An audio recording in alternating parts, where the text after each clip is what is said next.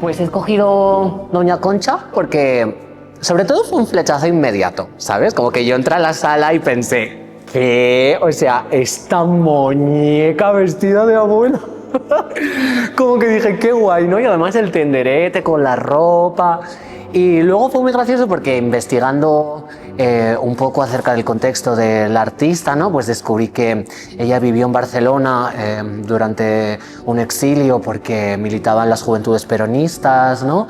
Y además también inició sus estudios en la Real Academia de Bellas Artes Manuel Belgrana, pero lo dejó. Entonces, a mí dame un exilio, dame una rebelde y es que yo estoy dentro. Con lo cual conecté mucho con la artista también en ese sentido. Y luego, además, tiene un punto en el que me veo muy identificada, ¿sabes? Porque la historia yo creo que arranca un poco antes de mudarme a Barcelona, etapa en la cual yo realicé mi ópera prima, mi primer single, Soy Maricón, con su correspondiente videoclip que realicé como parte de un trabajo de clase para la asignatura de Cultura Audiovisual, lo cual derivó en una campaña de cancelación y que culminó en esencia pues en mi excomulgación de la Iglesia Católica. Yo creo que ese es un buen resumen. Pero es que además, después de todo este guirigay, ¿no? Al poco tiempo murió mi abuela.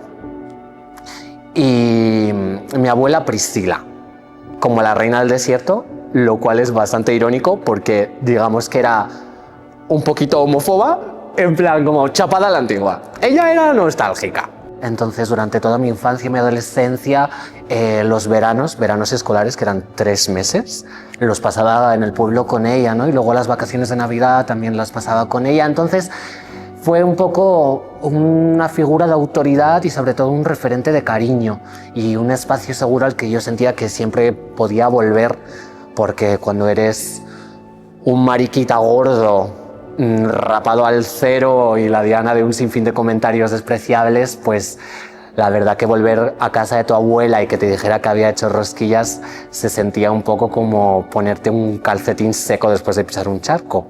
Entonces yo la quería un montón y murió, lo cual fue muy impactante para mí, no solo por el apego que le tenía, sino además porque era la primera experiencia con la muerte que yo tenía.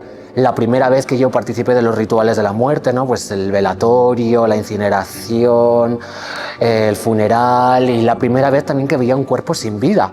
Una experiencia muy trascendental en el buen sentido, porque a pesar del trauma también creo que pude conectar con mi familia y con emociones que había restringido de mí misma. Al final es algo muy hermoso planear la muerte de un ser querido todas juntas, ¿no? Y verter la una sobre la otra pues emociones tan viscerales y tan auténticas. Con lo cual pues tenemos el nacimiento de Samantha Hudson como concepto, la muerte de mi abuela empíricamente y luego el hecho de que yo me mudé a Barcelona con la expectativa de cumplir todos mis sueños y fue el primer momento en el que yo me sentí libre, o más bien en el que sentí que verdaderamente tenía autonomía y agencia para explorar los horizontes de mi identidad, para jugar con los paradigmas del género de una manera más contundente. Y claro, cuando pasaron los años me di cuenta de una cosa que había hecho de manera instintiva y totalmente inconsciente, ¿no? Y era que pues las primeras incursiones en el travestismo, mi primera toma de contacto con la disidencia de género y las primeras veces que yo exploraba la feminidad, lo hice siempre emulando el aspecto de una abuela. Como una señora, ¿vale? Señora oficial, la efigie que tenemos de la señora en el imaginario colectivo, pues esa era mi performance consciente.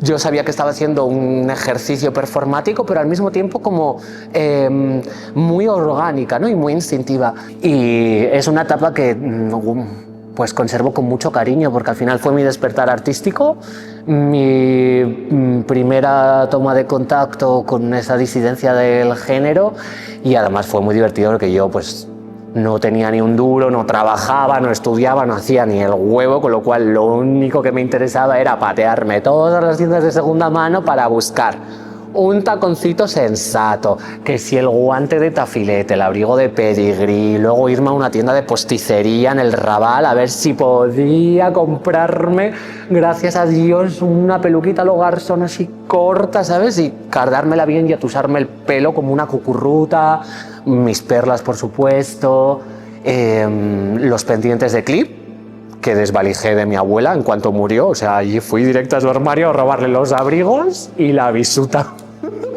Pero mi look durante años fue el de una señora. El primer vestido que tuve en toda mi vida, que me lo regaló mi amiga la Cementerios, cada vez fue su primer vestido, era un vestido de señora de manga larga, con el cuello vuelto, un estampado floral, y es muy gracioso, ¿no? Porque claro, era esa performance de abuela, pero a través de la ropa de personas trans y gente como travesti, con lo cual también tenía un punto de genealogía y herencia de disidentas que tenía un punto muy chulo. Yo vivía así mi expresión de género tan ricamente y un día caí en la cuenta y dije, wow. De repente explota Samantha Hudson, tiene lugar ese parto infausto que tuvo como fruto a la valquiria que tenéis delante, y yo sin quererlo, más bien sin saberlo, hice una especie de remix, ¿no? De remezcla, cogí todos esos elementos, los metí en un cóctel, me lo tiré por encima y básicamente construí una especie de elegía estética, ¿no? Era casi como una oda fúnebre, pero que lucía a modo de atuendo. Ocurrió todo al mismo tiempo en una performance viviente que era yo misma y que no era otra cosa que un homenaje a una mujer que siempre he admirado muchísimo, que era mi abuela.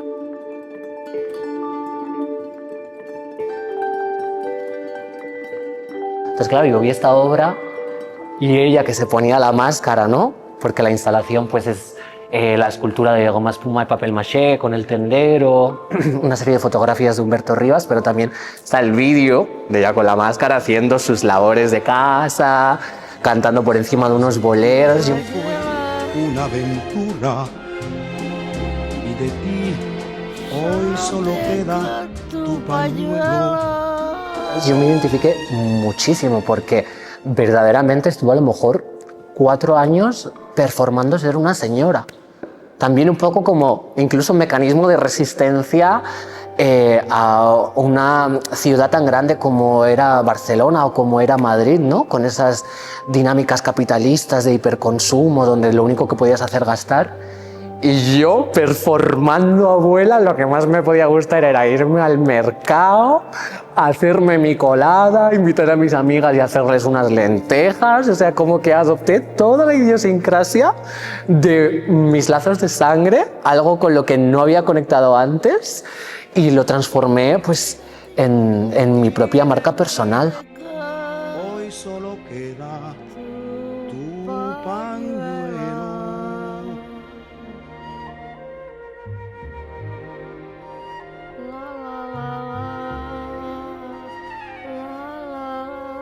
A mí me van a beatificar en algún momento, con lo cual yo, que soy muy echada para adelante, pues ya me voy haciendo yo mis relicarios para que los conserve pues la petarda que me encuentre muerta algún día en mi casa.